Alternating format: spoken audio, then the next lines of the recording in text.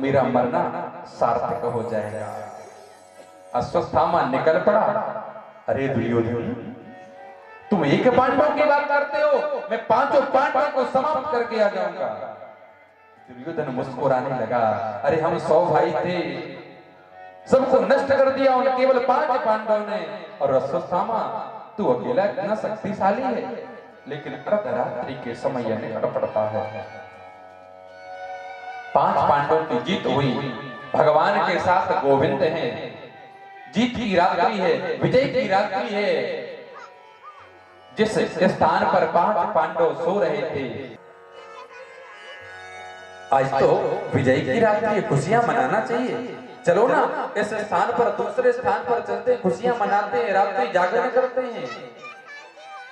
के जागो राते साइया मार सके नहीं कोई, बाल न बांको कर सके, चाहे जग बेरी हो। आज पांडवों के लिए अर्जुन दूसरे स्थान पर ले जाते हैं। जिसके साथ गोविंद है, नारायण है, उसका कोई बाल बांका नहीं कर सकता। लेकिन गलती कब हुई? जब पांडव के 5 पुत्र थे, जो पांडव जैसे ही दिखते थे, उन 5 पांडवों के बालकों ने सोचा कि स्थान खाली है। वह खाली स्थान देख करके 5 पांडव के पुत्र उस स्थान पर लेट जाते हैं, विश्राम करने लगते हैं। अश्वत्थामा अर्धरात्रि के समय आया, कुछ देखा समझा नहीं, और 5 पांडवों के पुत्रों के सिर काट करके यह दुर्योधन के पास ले जाता है।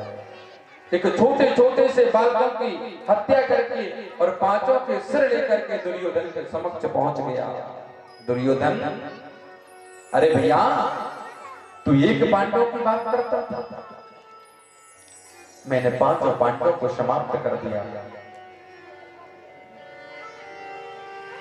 दुर्योधन को विश्वास नहीं हुआ।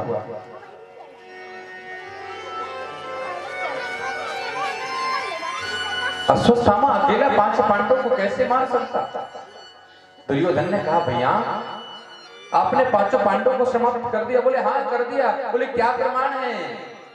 अश्वत्थामा कहने लगा, मैं समझता था आप प्रमाण मांगोगे, इसलिए 5 पांडवों के मैं सिर लेकर के आया हूं। दुर्योधन ने कहा, जरा भीम का सिर लेकर के आइए। यह अश्वत्थामा भीम के पुत्र का सिर लेकर के जाता दुर्योधन के पास, और जैसे ही दुर्योधन ने भीम के पुत्र के सिर को हाथ में लिया, पके आम की तरह पिचक गया। देखा, अरे दुष्ट अश्वत्थामा, ये तूने क्या कर दिया? ये तो पांडवों के पुत्र हैं, इन पांडवों के पुत्र ने मेरा क्या बिगाड़ा था? बुराई तो मेरी पांडवों से थी, उनके पुत्रों से नहीं थी। बस ही समाप्त कर दिया। अब तो मेरे परिवार में कोई पानी देने के लिए नहीं बचा। इन छोटे छोटे से बालकों ने क्या बिगाड़ा था मेरा, क्यों मार दिया? महाराज,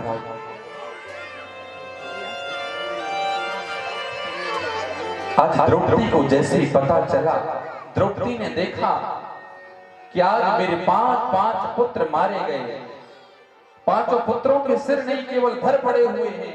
एक मां वो रुदन करने लगी, माता शिशूनां निधनं श्रुतानां निशम्य घोरं परिताप्यमानं।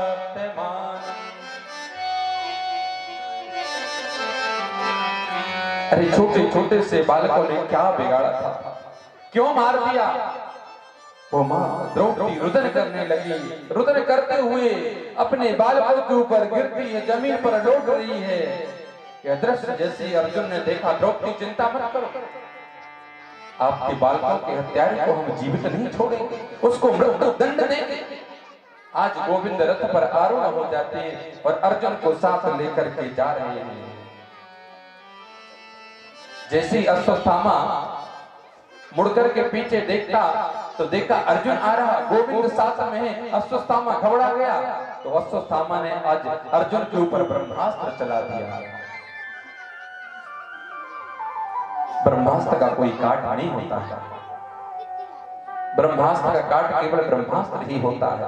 ब्रह्मास्त्र को देख करके अर्जुन घबराने लगे। कृष्ण कृष्ण महाभाहो भक्तानां भयंकरः। हे कृष्ण, हे गोविंद, हे कन्हैया, इस ब्रह्मास्त्र से मेरी रक्षा करो, मेरी प्राण रक्षा करो। कन्हैया कहने लगी, अर्जुन तुम कितने भोले हो।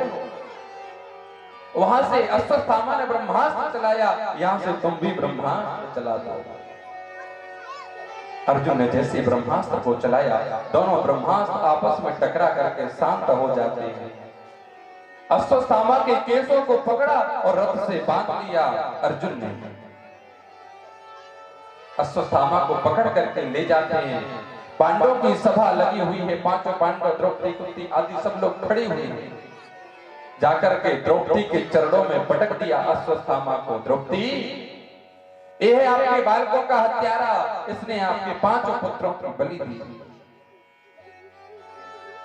द्रौपदी, अगर आप कहें तो इसको जमीन में गाड़ दें, अगर आप कहें तो हाथी के पैरों के नीचे डाल दें, आप कहें तो शेर के नीचे डाल दें, आप कहें तो जग अग्नि में जला नहीं, मैं परिवार को नष्ट कर दूंगा, विनाश कर दूंगा। फिर सोचा कि परिवार में बचा ही कौन है, सब तो समाप्त कर दिए।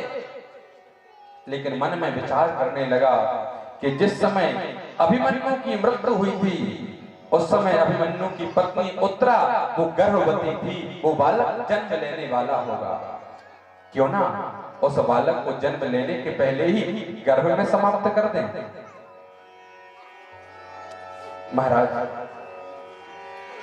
अश्वत्थामा ने काम तो किया था मृत्यु दंड का, लेकिन ये सोचना चाहिए हमको मारा नहीं, छोड़ दिया। लेकिन यह तो जिस बालक ने अभी जन्म नहीं लिया, उस बालक को मारने के लिए सोच रहा है। इसी को कहते हैं कि ऊंच निवास नीच कर तूती और देख न सकहीं पराई विभूति। बड़े बड़े स्थान पर बैठ करके भी नीचों जैसी बात करता है। इसको तो पांडवों का शुक्र गुजार करना चाहिए था, लेकिन यह उत्तरा के गर्भवती शिशु को मारने के लिए महाराज ये बैठ करके ब्रह्मास्त्र चला देता है। जैसी उत्तरा ने ब्रह्मास्त्र को आते हुए देखा तो दौड़ पड़ी भगवान की ओर, प्रभु को गौर। पाहि पाहि महायोग देव देव जगतपते नान्यं तद्भयं पश्ये यत्र मृत्यो परस्पर। उत्तरा दौड़ पड़ी गोविंद के पास, हे प्रभु मैं मर जाऊं, अपने शरीर की परवाह नहीं, लेकिन जो मेरे गर्भ में जो बालक पल रहा है, प्रभु उस बालक की प्राण रक्षा कर, मुझको अपनी परवाह नहीं। जिस बालक ने संसार को देखा नहीं, वह ब्रह्मास्त्र जला करके भस्म कर देगा। गोविंद मेरी गर्भस्थ शिशु की रक्षा करो, पकड़ लो हाथ मेरा प्रभु जी। मंदिर में जाने के बाद भी हम भगवान का दर्शन नहीं कर पाते, और कभी कभी ऐसा होता भी है, आप लोगों ने ध्यान दिया होगा कि भगवान के सामने खड़े लेकिन दुनिया में ये मन घूम रहा है। अगर कोई मंदिर का दर्शन करके आए और बाहर आकर के उससे पूछो कि आज रामलला कौन सी पोशाक पहने, पोशाक नहीं देखे, पोशाक क्यों देखे? हमने तो भगवान का दर्शन किया। अरे भगवान का दर्शन किया ही नहीं तो पोशाक बताओगे कैसे? और जब भगवान का दर्शन करोगे जब तो पोशाक बता पाओगे। सत्य कथा है। आप मंदिर में जाते हैं ना, तो मंदिर में जाते ही ये सारी दुनिया में घूमने लगता है, क्या मांग लूं, क्या ना मांगूं, क्या कहूं इनसे, है ना? कि मन दुनिया में चला जाता, फिर ना भगवान को देखते ना भगवान की पोशाक को देखते। क्या तो कुंती बुआ कहने लगी, आपसे क्या मांगूं? जब आप ही मेरे हैं तो आपसे कुछ मांगने की जरूरत नहीं है। ध्यान दें, हम भगवान के मंदिर में जाते और भगवान से मांगते हैं। क्या मांगते? धन दौलत संपत्ति बहू बेटा आदि दुनियादारी मांगते हैं भगवान से। लेकिन मैं कहता हूं भगवान से मत मांगो, अगर मांगना है तो भगवान को मांग लो, और जब भगवान को मांग लोगे ना तो बार बार मांगने की जरूरत नहीं पड़ेगी। कुंती बुआ कहती हैं, पितु मातु सहायक स्वामी सखा, तुम ही एक नाथ हमारे हो, जिनके कछु और आधार नहीं, उनके ही तुम रखवारे हो। अरे कन्हैया, माता पिता स्वामी सखा, तुम ही तो एक मेरे हो, इस संसार में और मेरा कोई नहीं गोविंद। अरे बुआ फिर भी कुछ मांग लो ना। आज पांडवों का पूरा परिवार मांगने के लिए लाइन में खड़ा हुआ है और गोविंद देने के लिए खड़े हुए हैं। धर्म भगवान अपनी बहन से कहते, बहन तू तो कुछ मांग ले, किसी ने कुछ नहीं मांगा।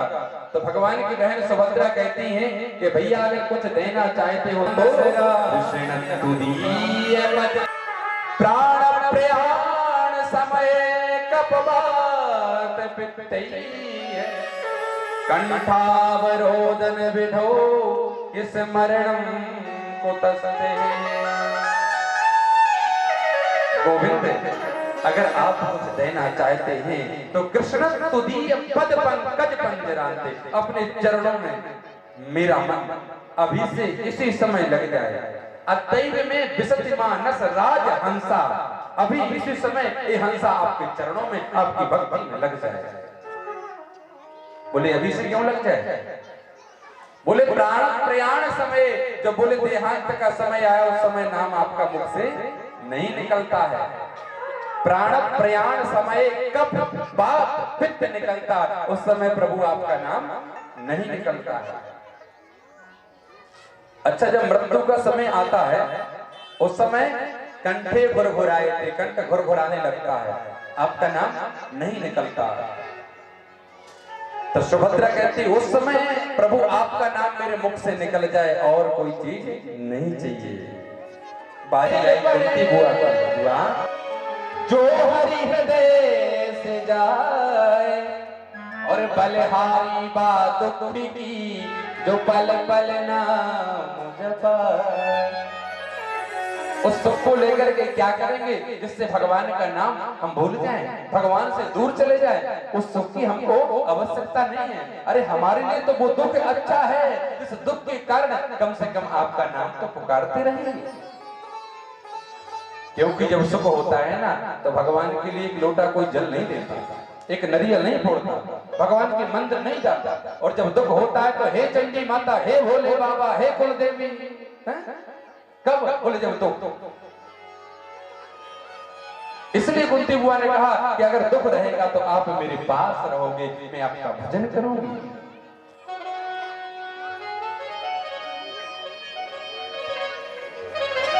भगवान कहने लगे, बुआ आपने बहुत दुख सहन कर लिया, अब आपको दुख हम नहीं देंगे। लेकिन कुंती बुआ ने यहां पर भगवान से सुख नहीं मांगा। आज सुंदर झांकी भगवान श्री सुखदेव जी की झांकी का आप दर्शन करेंगे और राजा परीक्षित किस प्रकार से यहाँ पर अपने राजपाट का परित्याग करके और गंगा तट पर आते हैं, ये झांकी का भी आज आप सब दर्शन कर पाएंगे। लेकिन बाबा आपने क्यों नहीं रोका, ये महापाप आपने क्यों किया? पितामह कहने लगे, बेटी उसी पाप का 54 दिनों से प्रायश्चित कर रहा हूं, नहीं तो मुझको तो इच्छा वरदान है, एक दिन में ही अपने शरीर का परित्याग कर सकता था, लेकिन 54 दिनों से मैं क्यों पड़ा हूं? बोले वो दूषित अन्न जो हमने खाया था, जो पाप किया था, उतना कष्ट हमने सहन कर लिया। बेटी जैसा खाया जैसा खाया अन्न वैसा हो गया। कौरवों का अन्न खाया तो वैसे मेरी मति हो गई थी, उसी पाप का प्रायश्चित कर रहा था। बेटी आज गोविंद से कहने लगे, प्रभु आप मेरे समक्ष खड़े रहो और मैं अब अपने प्राण का देहांत आपके चरणों में करना चाहता हूं। ये मति गति आप अपने चरणों में रख ले महाराज, और यहाँ पर पितामह भीष्म अपने शरीर का परित्याग कर देते हैं। पांचों पांडवों ने सुंदर संस्कार किए हैं और कुंती बुआ कहती हैं, भगवान अब सुख और दुख की आपके हैं, हमको अब इसकी जरूरत नहीं है, केवल आप मेरा साथ देते रहे। कुंती बुआ कहती हैं, सुख भी हमें प्यारे हैं, दुख भी हमें प्यारे हैं, छोड़ूं मैं किसे भगवान, दोनों ही तुम्हारे हैं। सुख भी मुझे प्यारे हैं, दुख भी मुझे प्यारे हैं, छोड़ूं मैं किसे भगवान, दोनों ही तुम्हारे हैं, दोनों ही तुम्हारे हैं।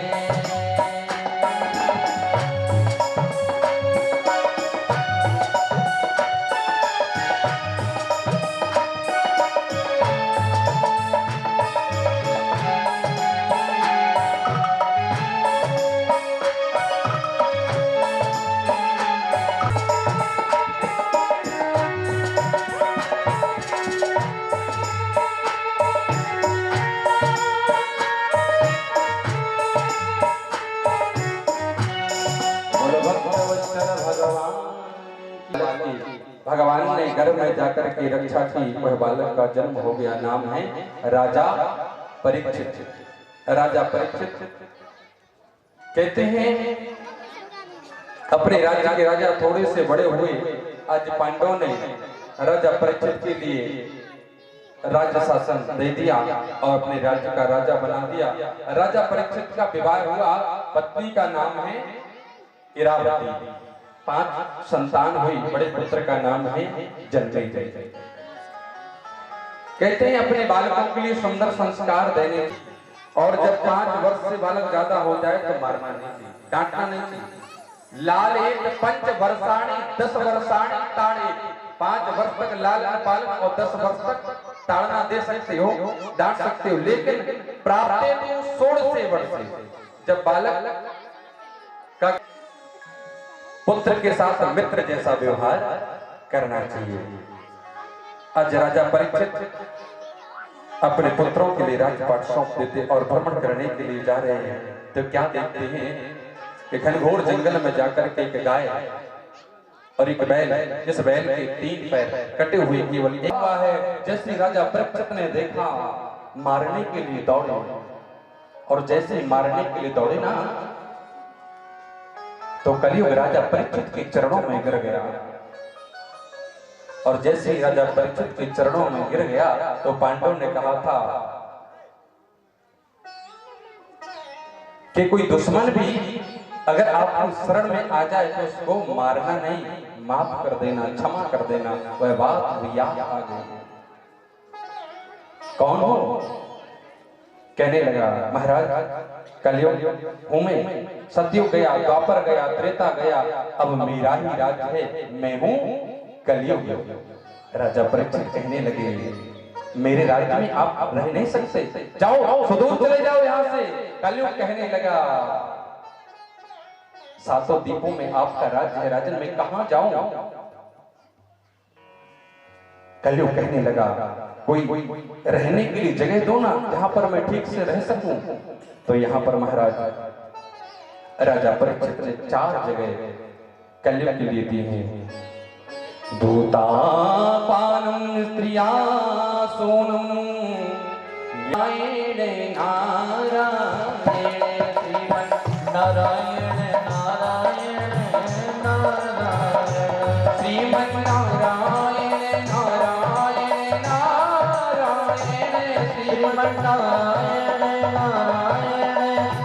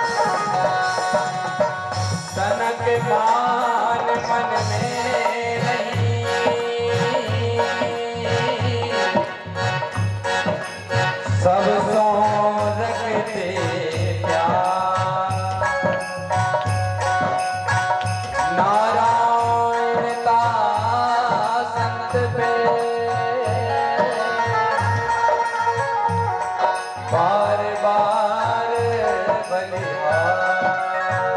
श्रीमन नारायण नारायण नारायण, श्रीमन नारायण नारायण नारायण, नारायण नारायण, भजमन नारायण नारायण नारायण, नारायण नारायण